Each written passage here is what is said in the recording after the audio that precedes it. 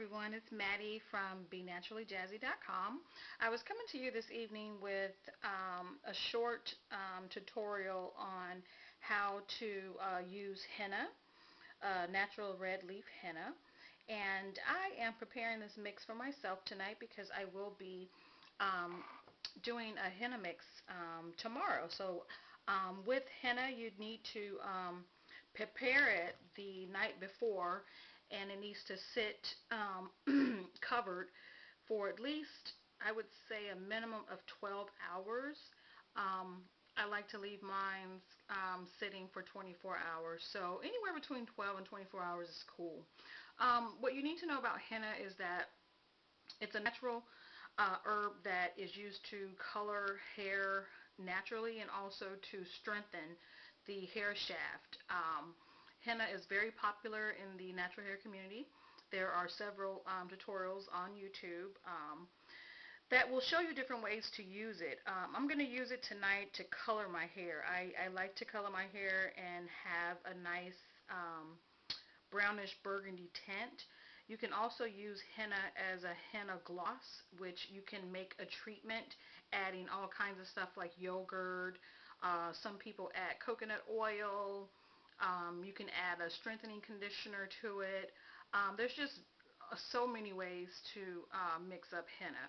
But this is what the basic instructions are for making a color dye. Now, when you want to color your hair with henna, you want to keep the ingredients as simple as possible, because the more you add to it, it takes away from the color deposits that are going to be left behind to sit on the hair shaft and the hair strand. So you don't want to add too many things like eggs and conditioners if you're going for color. So today I'm just going to show you what you're probably going to need. A lot of these things you will have around the house. The herbs, if you don't have them available to you, we do provide them on our website at BeNaturallyJazzy.com. I'll leave the link in the information section if you would like to purchase henna. I'm also adding hibiscus. Now, hibiscus is just one of the best herbs I have come across as far as being versatile. It adds a burgundy tint to color when you are mixing it with henna. So I'm going to show you how I prepare this right before I color my hair. So what you're going to need are these things that we have here. You're going to need a basic spatula. I use this little plastic thing just to kind of pre-stir when the mixture's in the bowl. You can also use a plastic spoon as well. So whatever utensils you feel comfortable with. I sometimes need to use more than one utensil, so I just have a few of them there. You're also going to need a bowl. Plastic or glass is fine. This is a glass bowl that I like to use. I have my powders here. Now, I'm probably not going to need all of these, but I do like to have them here, especially when I'm recording, just in case I need a little bit more, because you never know how much you're going to need until you actually put everything in the bowl and you have to stir it up and get the yogurt consistency that you're going for. So I like to keep extra here just in case. I have 2 bowls of natural red leaf henna. That's the kind that you want to use when you are coloring your hair. Make sure you purchase your henna from a reputable supplier, because there's a lot of henna that is being distributed that is not natural. There's a lot of compounds and metal and different compounds inside the henna that they mix it with that takes away from its natural potency. So you want to get something that has 0 ingredients. The only ingredients that it needs to have is henna, and that's what you're seeing here. This is a bowl of hibiscus powder, like I was describing to you earlier. And this is just going to add a more rich burgundy tint to your ending result of your color.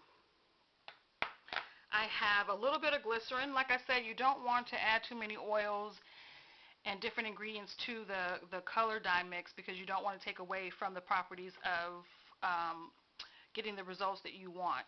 So I like to add just a tad bit of glycerin, because The powders can be drying to your hair a little bit, and that's to be expected. What you want to do is follow that up with a deep conditioner, a really good deep conditioner. So I'm just going to put maybe 1 or 2 tablespoons of glycerin into the water phase of this mix. So that moves me on to that particular portion. Now what I have prepared here is hibiscus tea. I'm going to go ahead and pour my glycerin in that. Just like that. And you can add more if you like. I probably will add another tablespoon once this video is done. I'm holding the camera with one hand. So you just add that like so. And you're going to stir it up a little bit. Now glycerin is a natural sweetener. It dissolves really well into water, so that's why I'm adding it to this phase, because it will dissolve really easily into this hibiscus tea. Now,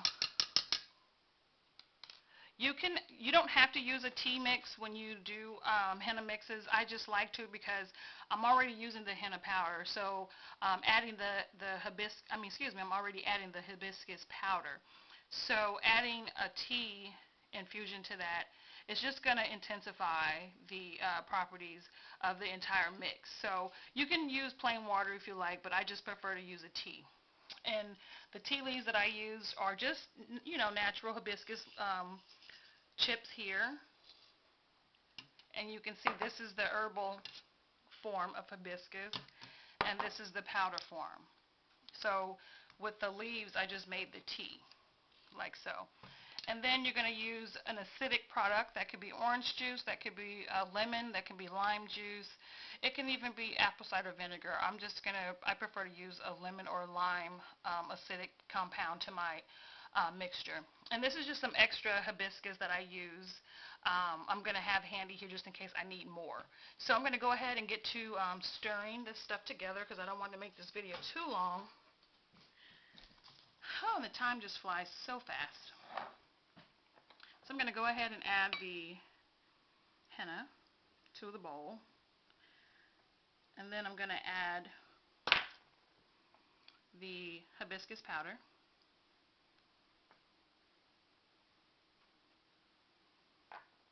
And it can get a little messy. Then I'm going to add the acidic ingredient, which is lime juice or lemon. You can use lemon if you like. And I didn't measure the powders, but the reason why is because you're not going to know exactly how much you need until you actually put the mixture in the bowl, and based on your own recollection of your hair density and thickness. So I know I'm going to need probably a full bowl of this to cover my entire head of hair. So the more the better for me. And the great thing about this tea is that if you don't use it all in your henna mix, you can drink it later. And that's what I plan to do if I have some left over. So I'm just going to go ahead and add that.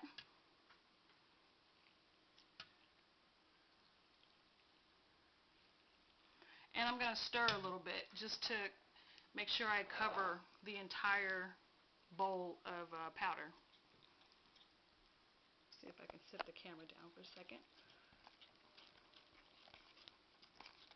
I'm just using this utensil. And you're going to have to stir it a lot because it's very thick and you really want it to have a really smooth consistency. I didn't want this video to be too complicated, but I do have a blender, a very cheap blender set aside just for my henna mixes, but I didn't want to complicate it and add it to this video. So I don't use it for food. I don't use it to prepare anything but my henna. It's a very cheap blender. You can get them at Walmart, and it just blends up this mixture for you and makes it really like a whipped consistency and really, really smooth. So that's just another tip you could use if you don't feel like doing this. But for the sake of the video, I wanted to just do it the more traditional way.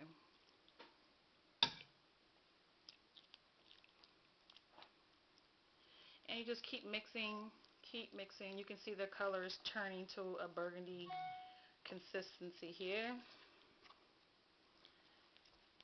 And you just keep mixing. If it's too liquidy, you just add more powder.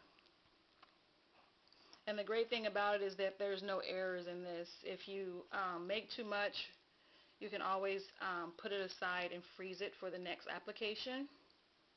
A lot of people, when they're going for the burgundy, not the burgundy, but the black shade of color for their hair, they add indigo. Now, if you're going to be using indigo to go for a much deeper, rich black color, you cannot freeze indigo. Freezing indigo has zero value. It's not going to be potent once you defrost it and use it for another application. So please do not freeze indigo. But you can freeze the hibiscus and henna. So just whip, whip, whip, whip, whip. And this is hurting my hand, but I'm used to it.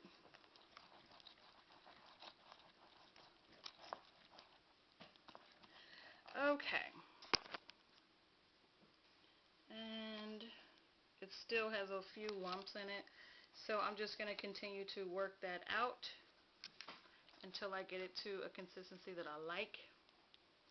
So that's basically the steps involved to creating a henna mix for coloring your hair. Like I said, it's totally up to you what you want to add to it as far as powders. Like I said, you do not want to add a whole bunch of oils and different other things to it, because that will take away the strength of having the color to release. So if you are going for a lighter shade, like some women prefer like lighter shades of blonde or lightish brown, you can also add chamomile powder to henna to go for more not burgundy, but a more blonde effect. Chamomile is a natural lightener for the hair, so if that's the look you prefer or you're going for, you can also add chamomile powder to this mixture. Or you can make chamomile tea, just the way I've made the hibiscus.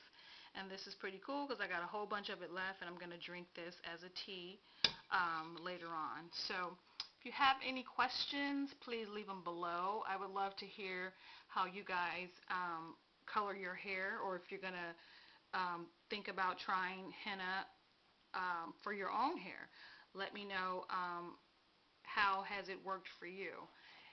If you have any questions, leave them below. I appreciate all of you guys for checking this video out. Please subscribe and thumbs up the video. I appreciate your support on my website as well. For all these powders and other products and organic materials, please visit my website, www.BeNaturallyJazzy.com. I'll see you guys soon, and I'm going to go henna. So thank you. Well, actually, I'm going to henna in the next 24 hours. So thank you guys very much, and I will see you on the next video. Fingers.